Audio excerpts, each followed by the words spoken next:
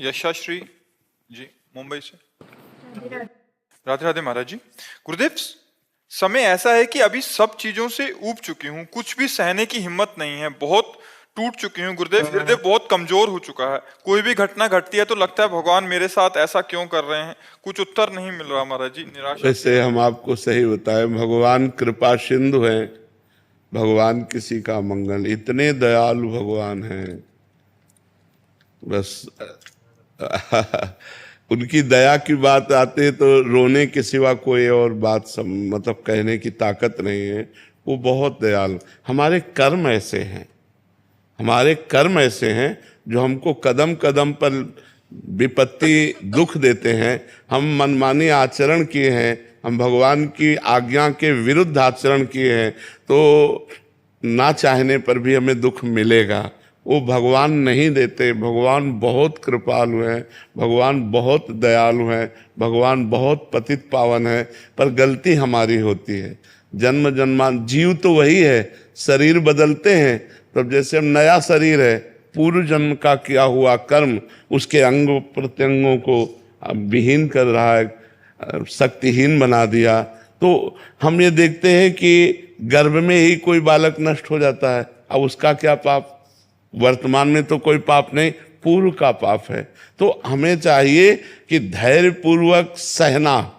गलती हमसे हुई, पर हम भगवान से प्रार्थना करें कि मुझे सहने की सामर्थ्य दो या विपत्ति नष्ट करो।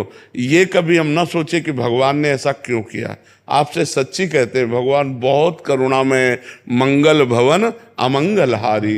वो कभी किसी का अमंगल क्यों करेंगे? हम उनके बच्चे हैं, वो हमें दुख क्यों देंगे? पर हमने कर्म ऐसे कर लिया, जाने अनजाने में हमसे कर्म ऐसे बन गए, अब उनका फल हमको दुख दे रहा है। भगवान दुख नहीं दे रहे, भगवान बहुत कृपालु है। भगवान तो सर्वज्ञ हैं, पर वो अपने बनाए हुए कानून को बिल्कुल सत्य निर्धारित करते हैं, वैसे ही पालन करना पड़ेगा।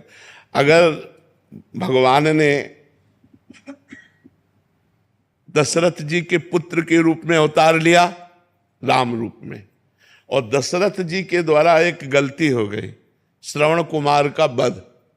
शब्द विधि बाण के द्वारा उन्होंने समझा मृग, और वो घड़े की आवाज थी, श्रवण कुमार की छाती पे बाण लगा और प्राण। तो उनके पिता ने कि जैसे मैं पुत्र वियोग में तड़प कर प्राण त्याग रहा हूं, ऐसे तुम पुत्र वियोग में प्राण त्यागोगे।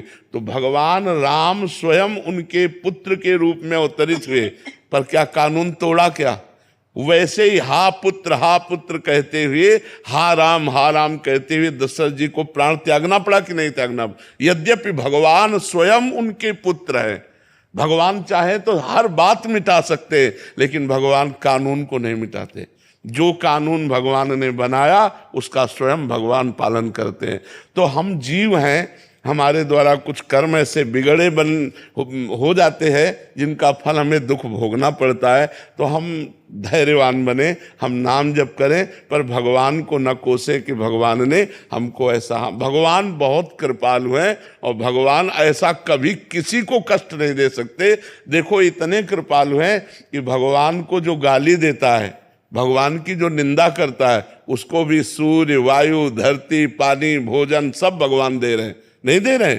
नहीं तो वो चाहे तो 1 मिनट में दिल फेल कर दे, वो चाहे तो 1 मिनट में दुर्दशा कर दे, भगवान है। लेकिन भगवान पापियों की भी दुर्दशा नहीं करते, उनका पाप कर्म उनको खुद दंड देता है, भगवान दंड नहीं देते। भगवान तो कृपा करते हैं, भगवान तो अतिशय कृपालु हैं। अनंत माताओं के हृदय में जितना प्यार है, वो सब भगवान के एक अंश से हो। भगवान वात्सल्य समुद्र है, वो हमको क्यों कष्ट देंगे? हमारे कर्म हमको कष्ट दे रहे हैं। कर्म प्रधान है, जैसा जैसा हम कर्म करेंगे वैसा ही हमें भोगना पड़ेगा।